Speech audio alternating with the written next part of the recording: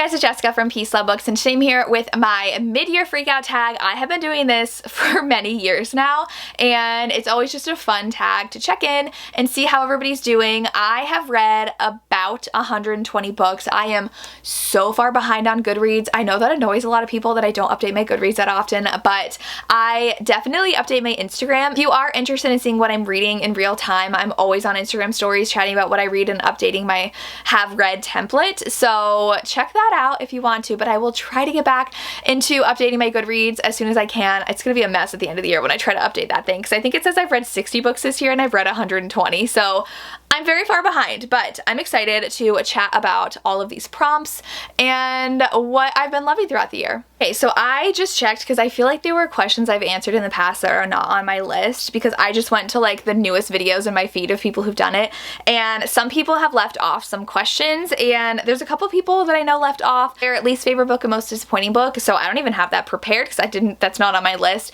and I just leave them off. I don't need to talk about books that I've hated. I really hate talking negatively about books, so I'm just gonna follow their prompts and not answer my least favorite and most disappointing, just because like you're here for book recommendations, so I'm just gonna give you my favorites and what I have to read for the rest of the year. Okay, so the first one is Best Book of 2024, and this one I feel like I have not read a lot that have like absolutely blown me away, and so this one really is a testament to showing I need to focus my reading and go back to my roots of what I really love, and that is angsty romances. So I am going to go with Elizabeth O'Rourke with The Devil and the Deep Blue Sea. This one I have been meaning to read, and like I did read another one in this series and I wasn't the biggest fan of it, but this one is so angsty. It is her ex-boyfriend's brother, and they're on vacation, and he is a doctor in like a war-torn country, and she is a celebrity. She's a really famous singer, and so even if they like didn't have that history of her dating his brother and him absolutely hating her, they wouldn't make it work anyways, because like their lives are in literal different continents, and so it's so good and it's so angsty. This is one of the few books this year that I've like actually stayed up until 1 a.m. reading because I could not put it down, and I was like, I have to keep on reading. This is so good. I'm obsessed. So Elizabeth O'Rourke writes some of my favorite books. I do have to go back and finish her Parallel series because I only read the first book, and I know the rest of that series is gonna kill me, but I need to focus on these angsty romances. I feel like I've saved them for a special time when I like need them, and I need them. This month I've only read one 5-star read, and I've read 11 books, so I need to go back to my roots, but this one proves that. It does. Then we have Best Sequel, and I'm giving that to Ashes of You by Catherine Cowles. This is book 5 in the Lost and Found series, and it is so good. It is tied with Echoes of You as my favorite, and this one is a single dad nanny romance, and I just loved the way that Catherine wrote the kids. They were absolutely incredible being a part of the story, and they have their own storylines as well, which I loved, especially the older son, and this one has to do with a serial killer. So the heroine was taken by a serial killer and saved by the hero, and then years later she moves to his town and is his nanny, and things get a little dangerous. I just love her romantic suspense so much, so I was obsessed with this book. And she just gets better and better with every book release, because Fragile Sanctuary is another one of my favorites this year, which is book 1 in her Sparrow Fall series, and it's amazing, so I am obsessed. Obsessed. What is a new release you haven't read yet but want to? So I'm gonna go with Bride by Ali Hazelwood. This is a book I have been seeing everybody and their mother read, and I still have not read it yet, and this is one I'm super interested in. I actually did get the audio when I started it, and I was just a little confused with the world building, and I just didn't want that to affect my enjoyment or rating of it, so I stopped the audio and am gonna pick it up physically at some point. I need to. I should put it on my TBR immediately because I feel like I'm really going to love this. It is werewolves, I believe, and I just love Ali Hazelwood, and she is cranking out books this year, so I need this. And her next one is going to be a swimming romance, diving romance, and that sounds like it's going to be amazing, so I just love her, and I need to get more to her backlist. But this one I'm very excited about. Like, so many people loved this.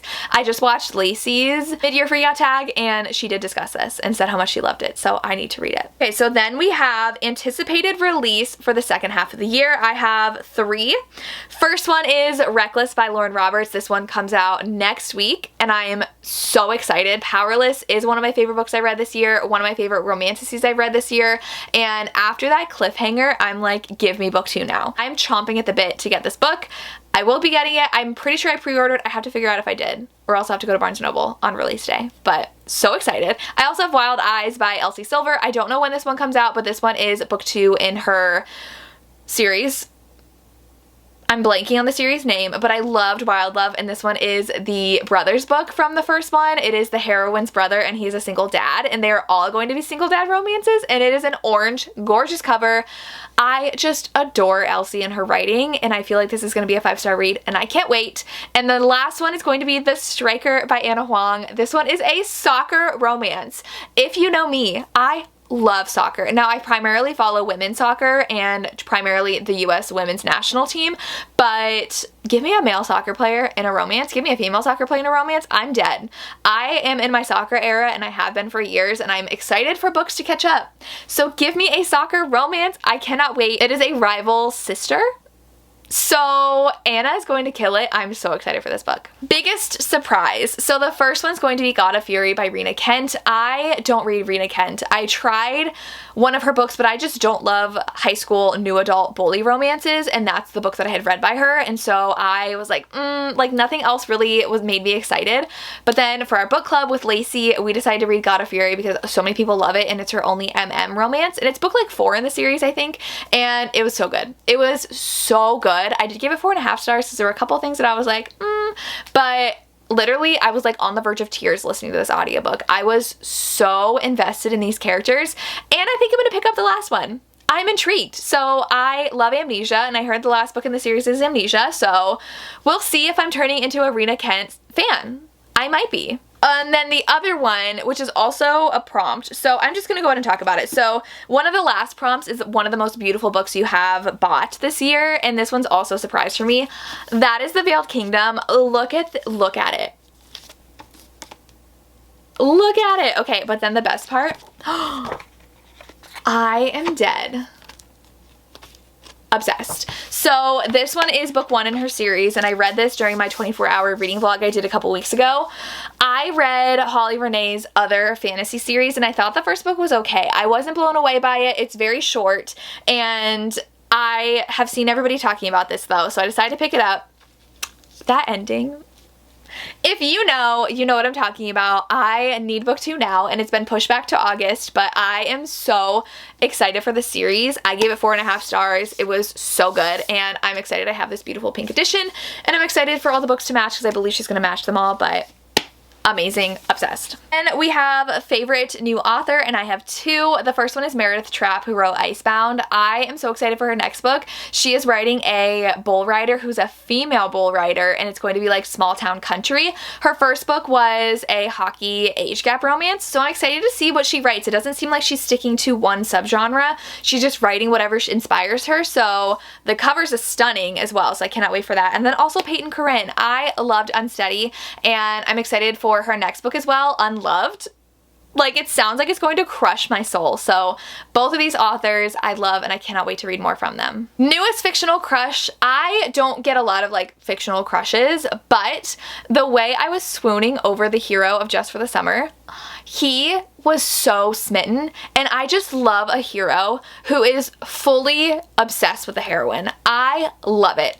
And he was just so giddy being around her, and he literally was like, I wish our dates were like 10 hours long because I'd never want to leave her, and he just wanted excuses to spend more time with her and have their dates be longer. And like the way Abby Jimenez writes men, like I want her to write my life. Like I am obsessed with all the men in every book she's written, and the new one's no exception. Like I love it so much, and I read this entire book in one day, could not put it down. I was obsessed, one of my new favorites of the year, and I just love this hero so much. A book that made you cry. Now, I am someone, actually there's been 2, I forgot about one, so we're gonna talk about that second one.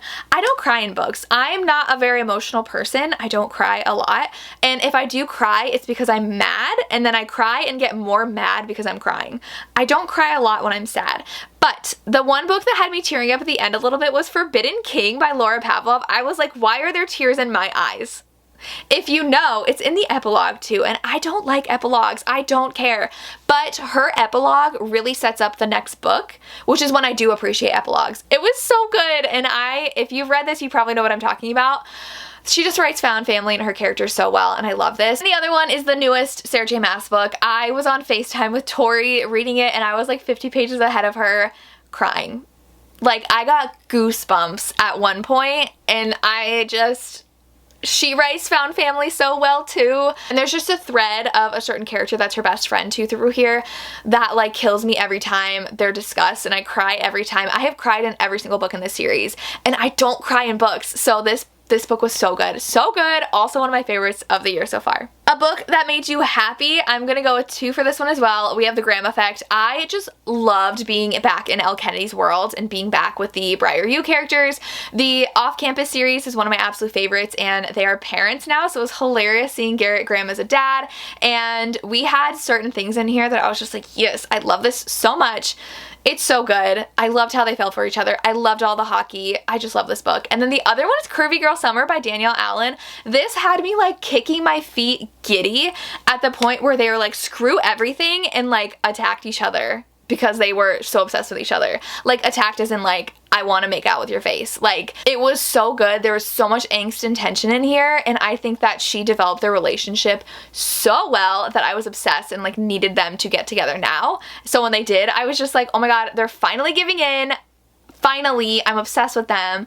This one made me so happy. I loved it. And then the last prompt is books you need to read by the end of the year. That's the last one on this list I have. I think there are, like I said, a few different versions of this video going around, but this is the one that I have. So we're gonna go with Throne of the Fallen by Carrie Maniscalco. I want to get into more romantasy so badly. I love romantasy. I just never pick it up because it's long, and I feel like I never have time to read it, or it's part of a series, and I'm like, why would I read it now when I'd have to reread it later? Or, oh my gosh, now there's 6 books in the series. Like, I don't have time to read 6 books, so it's a me problem, but I would love to read this because it's been on my TBR for a while. I also would love to read more fan fiction. Like, fan fiction in general, I need to read more. Manacle's one of my favorite books of all time now, and I have not read more. I have like 12 downloaded to my Kindle, and I would love to read more. I think I'm gonna read more soon. I do have a video idea I want to do, reading a few, so we'll see if I do that. If you have any favorites, drop them in the comments down below. And then I have Magnolia Parks.